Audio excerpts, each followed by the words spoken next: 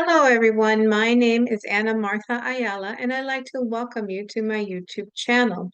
As a reminder, I do every video in English and Spanish, and the degree theory is based on modern Western astrology using the Placidus house system. So in today's video, I wanted to talk to you about the new moon solar eclipse that is happening October 2nd of 2024 at 10 degrees of Libra. So I wanted to share with you, oh, and by the way, in today's video, I'm currently under the outer bands of Hurricane Helene. So if you guys hear any dinging or any wind, wind or whatever, that's what's happening. Just FYI. But it's okay. In Miami, we get that all the time. But thank God it's just the outer bands. So let me show you where you can get this information once this thing moves out of the way. Let me move it down. Okay, so I'm getting my information from AstroSeek. And you just go here to the moon calendar and you can get solar and lunar eclipses for 2024. And this is where we're at. Now, this eclipse happening on October 2nd is with the nodes, and I will show you the chart. See, this is the chart of the eclipse. So all you got to do is go back here and click eclipse chart, and it will give you this, right? So you can see that this is the south node, and this eclipse is Libra. It's in Libra, and it's a south node new moon solar eclipse. Now, not every eclipse is with the nodes. Like the ones that we had for Pisces, which was this one last month on September 18th, you can see that the nodes are at 7 degrees of Aries, and the full moon was at 25 degrees, right? So it's not an eclipse with the nodes, whereas this one is. I hope that everybody can understand what I am talking about. So you see that there's a big concentration of things happening in Libra. One of the things, and it's right here, new moon. See, the moon is conjunct the sun. They're together, and they're in conjunction with the south node. The south node is the upside down horseshoe, and the north node is in Aries, which is the horseshoe, right? So now that you guys know the difference, we're good. Now, this eclipse is being squared by Mars. So there's going to be some kind of argument. You're not going to be happy about, there's a potential conflict. Somebody's not going to be liking what is happening with the eclipse. All south node eclipses, you need to let go of something in order to get the opportunity or for something new to come in. So I just wanted to clarify. Now, eclipses bring dramatic changes. A lot of the time, one door closes and another door opens. It is Mercury is also conjunct, and Venus is too, with this eclipse. So there can be some surprising news coming in. All right, so the eclipse usually opens a window, probably like for it to deliver news, it's like a month prior. So if you haven't gotten any news yet, or 6 months after. Now, if I remember correctly, my Babylonian astrology, this thing says that it's 7 minutes and 25 seconds long. How they determine that, I have no idea. But then this eclipse, I think it's a month per minute. So it's about 7.5 minutes. So the effects will be 7.5 months. So for the eclipse to deliver something, right? So a situation will end and another one is going to begin. So Mars is squaring, like I said, the eclipse, and you can see this little red line, that's the square. So if you're thinking, Libra, well, there's going to be peace talks. Think again, not with the square to Mars. I don't think that's going to happen. So, last month there was an eclipse in Pisces at 25 degrees, which is the degree of Aries, and I said it would awaken Russia. But the nodes are not there yet, right? The nodes come in.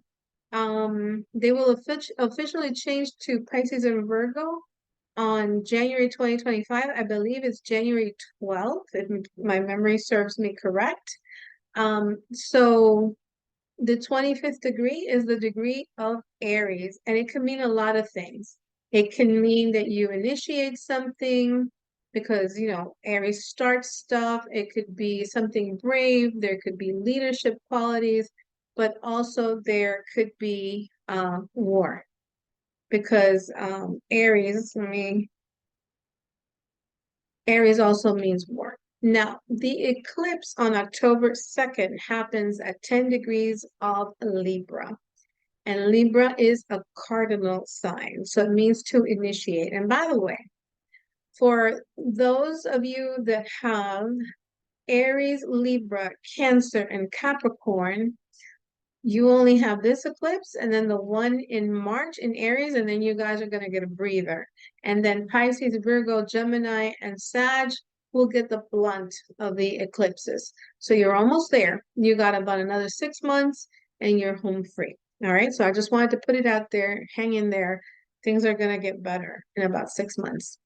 So Libra is all about democracy, diplomacy, balance, beauty. What I don't like about this eclipse, besides the square to Mars, is that it's at the degree of Capricorn. So Capricorn means structure, discipline, endurance, perseverance, which are all great things to have. However, Capricorn is also a cardinal sign.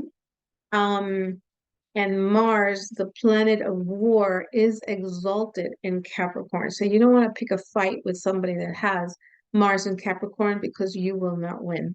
They will not give up. Right? So cardinal signs initiate things, right? We like the seasons, right? Aries initiates spring, Cancer initiates summer, Libra initiates the fall, and Capricorn initiates the winter. So, now, according to Nikola Stoyanovich, who was the astrologer who invented the degree theory, China is ruled by Libra. And the eclipses in this Aries Libra axis are almost done. So there's one more eclipse in Aries in March of 2025. And I had been wondering, why China hasn't made its move yet. And I think that this will be the eclipse that gets the ball rolling, unfortunately. When Nicholas assigned a country to, to assign, or I should say, assign to a country, he didn't come up with a degree. So I'm not saying that China is 10 degrees of Libra, but it is ruled by Libra. So this eclipse is a South Node eclipse in Libra, and we won't have another one like this for 18 years. So this is significant. In my opinion, shortly after this eclipse, China is going to make a move on Taiwan. Venus, the ruler or dispositor, is in Scorpio at 11 degrees, which is the degree of Aquarius. So Aquarius rules technology, right? And it's in Scorpio. And Scorpio rules death. That's just Venus is in detriment here, so the energy for this eclipse is not the best. There is a trine from Uranus in Taurus to Pluto in Capricorn So this can mean using technology for Plutonian things or Plutonian things. Pluto rules mass destruction, and both Uranus and Pluto are sextiling. And this is the, see, Pluto and Uranus.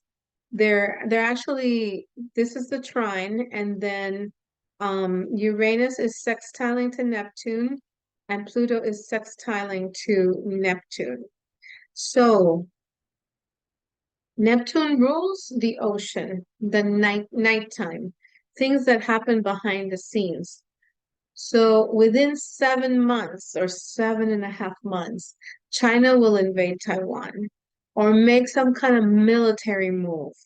I'm not sure if it's going to be China and North Korea or, but I'm thinking Taiwan, um, the South Pacific area is going to be, it's going to be contentious. So if it doesn't happen this November, like by next month, within 30 days of this eclipse, then there's a possibility that it can happen in March when there is an eclipse in Aries, which, that could be the other possibility. Of course, I hope that I'm completely wrong, that China doesn't make a move, that, nothing happens, obviously, because in a war, nobody wins. But the reason I'm thinking it's going to be in November, number one, it's, within 30 days of the eclipse. And, the United States is going to be having its own drama with the elections going on. And the United States is going to be focused on that, right? Which I do want to do another video because one of the viewers asked me to do a video between who I think is going to win the election, and I will do so, but a little bit later on. Okay, so back to the whole China Taiwan thing. If you live close to this region, uh, you need to act accordingly. Whatever you think you can do to safeguard your family, do so. Whether it's, buying extra food. I mean, I don't know, I've never been in a war zone, thank God, but I wish I could say, there's gonna be a lot of peace and love, but I don't think it's gonna go that way. So you need to protect your family because at the end of the day, that's what counts, right? So now, I don't mean to get you all depressed or anything like that. That's not the goal of this video, but it is to tell you that things are gonna start getting a little bit out of whack. And it's not just the United States because the presidential elections are coming. It's because the whole world is gonna be involved in this one. So like I said, the eclipse will affect the cardinal signs the most. Um, because for Aries, it's an opposition. For Libra, it's going to be conjunct. If you are within plus or minus 3 degrees of 10 degrees, so like from 7 to 13, either the angles of your chart or, if you have planets nearby your sun, okay, you will have a conjunction in this eclipse. So eh, some changes, dramatic changes are going to happen. Cancer and Capricorn will get a square, so it's a challenging time. And it's a South Node eclipse, so you will need to let go of something to get a new beginning. So what does this mean for the individual rising signs? For Aries, Aries is independent, brave, can be alone, and they love it. Yeah, right. You need to let go of sacrificing yourself, being with someone for the sake of not being alone. You need to let go of those Libra qualities, which are people pleasing, always doing everything for your partner, being basically a floor mat, and I don't want to get Libras upset, but you guys gotta, man up a little bit to, to be able to get the relationship that you want. So Aries. Since it's an opposition to you, you need to let go of sacrificing yourself for someone, losing yourself, losing your identity in the relationship, the codependency that Libra has. Are you always the giver in a relationship and then you never get anything back, or you get very little? In a relationship, regardless if it's just a romantic relationship, which because Libra is the seventh house, it should be more give or take, give and take, I should say. And it doesn't always, it's not like you're keeping a score, well, it's 50-50 all the time. No, sometimes, you got to give 100%, and other times 80-20. But if it's always one side, the one that's always giving, then that's not a good relationship. So, um, there needs to be more of a 50-50 split. You can't start or meet someone else in love or business, but only if you let go of these old relationship patterns, basically, or the old relationship ways that you have been dealing with for so long. Remember, guys, I'm in the middle of a storm, basically, so that's why you saw the lights flickered. I hope that the recording comes out okay, but that's what's going on. Now, for Taurus, this eclipse happens in the sixth house, and it's a south node new moon solar eclipse. So you can begin something in health or at work, but you need to let go. If it's your health, you need to let go of unhealthy eating habits. So you can change doctors, change your exercise program, start a new health routine, speak with a nutritionist, or get a personal trainer. This can also speak about work. So is your supervisor leaving? Because this could also, a supervisor leaves and a new one comes in, or are you the one that's quitting the job and getting a new job? This is an opportunity to start something new, job related or health related, that will be a lot better for you, that you will like it much better. If you get a new job, it'll be good. Now, Gemini, this eclipse happens in your fifth house. So the fifth house is all about having fun, romance, your kids, vacations, things that you actually want to do and things that you actually enjoy. So if your boyfriend, girlfriend is not meeting your needs, it's time to let them go. Yeah, you need to cut them off because it's a south node eclipse, right? Or it's the south node is conjoined the new moon solar eclipse. But you need somebody who appreciates you. If you do meet someone, it will be fated because the lunar node is conjunct this eclipse. So it will be fated because it's an eclipse with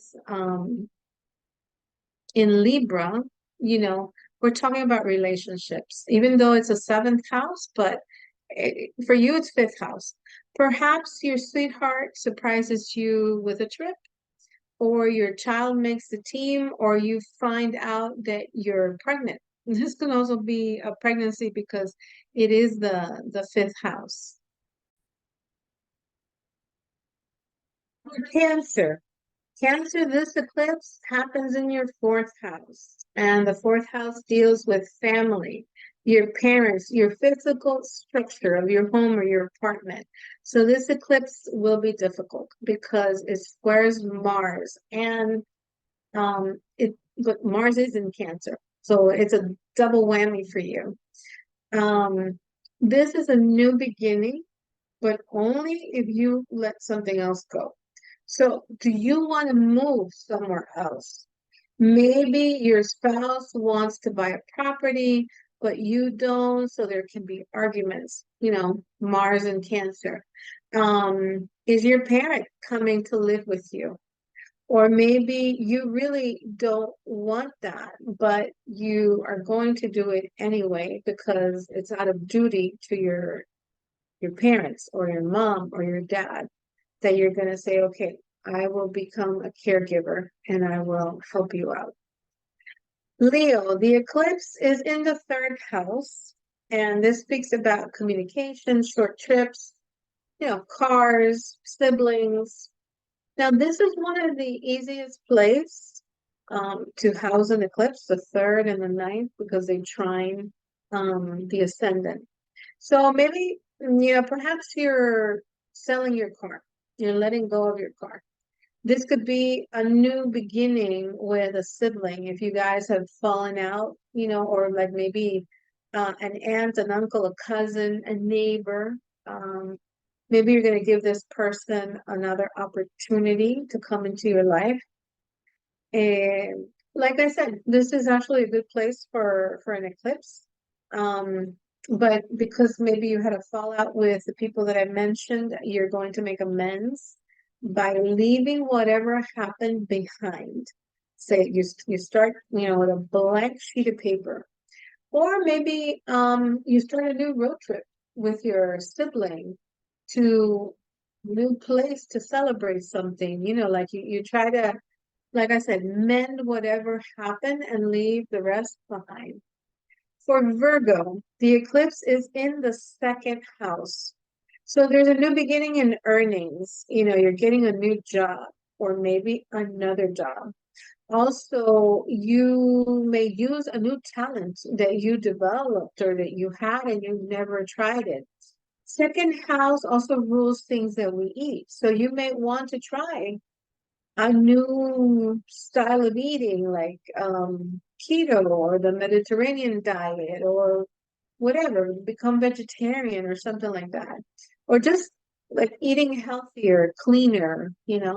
But you have to let go of, let's say, if it's we're talking about work, or you gotta let go of a job that you maybe really you don't even like it. You're just doing it for the money because it gives you security. Or if you're doing for if it's related to your health, like your eating, you have to maybe give up sugar, stop eating desserts, sodas, potato chips, stuff that we all like. But something has to end before that new beginning happens. For Libra, this is happening in your first house. So especially for Libra risings near the 10th degree, from 7 to 13 degrees, this is all about you. All Libras will be affected to some degree, but the closer your degree is to 10 degrees, the more effect this eclipse will have on you. So Libra, a new you has to evolve out of this eclipse, right? Since it's the South Node, perhaps you leave something behind. Self-doubt, negative thoughts about yourself, insecurities, people-pleasing, always putting other people first. You go down the list, right? You need to start a new you.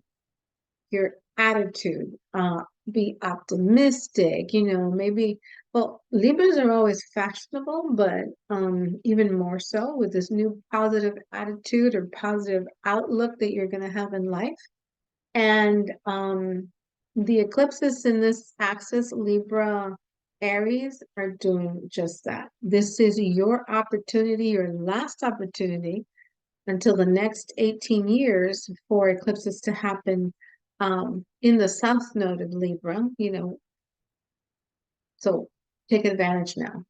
Scorpio, this eclipse is happening in your 12th house. So this eclipse is very spiritual for you. The 12th house deals with everything that's hidden, spirituality. So are you going to start a new spiritual practice? Are you maybe going to start yoga, meditation, a dream journal? 12th house is also your bedroom. So are you going to redecorate your bedroom, right? So it's an opportunity. Get new bed sheets, you maybe paint the room or something like that where you want to make it very pleasing. Are you going to develop your Are you interested in developing your intuition even more or your psychic abilities? Because, all Scorpios have that little psychic thing happening for them. Some more than others, obviously. So, what do you leave behind? You leave fears, phobias, addictions. Maybe it's a great time to start with a therapist so they can help you out and get this going. Sagittarius. This happens in your 11th house, which is also a nice place or a better place, a better house to have an eclipse because it's one of the easiest houses to have one. New friends might start to flow in, right? New groups, socializing, even political groups. Because this is the time. If you're into politics, then this is the time. What are you going to leave behind? You're going to leave behind some friends, in quotations, right? That are not really friends. These people just use you. They take from you. They take your skill, your money, because they could ask you for loans. Or it could simply mean that a friend just moves away. Capricorn. Capricorn, this eclipse happens in your 10th house. So we need to talk about career, your status in society. It's also the parental access because this eclipse is going to be opposite your 4th house. So it can bring in great career opportunities, that you're waiting for. But you need to leave behind a job that although it pays the bills, that's not what you really want to do. And especially because Pluto is for the last time is in Capricorn. That's the other thing. If this eclipse is close to that, um, that's it. This is your last opportunity to leave a career behind or a job that you really don't want to do and that you're just doing it for the money for security to provide for your family. The other possibility could be that you are getting married or you're having a baby because it's a new start. Remember the status in society. If you're single, you get married, right? Or if you're married, then you may have a baby. Or even if you're not married and you're with a partner, but a change of status from single to parent or single to married. That's what we're talking about. Aquarius, this eclipse happens in your 9th house.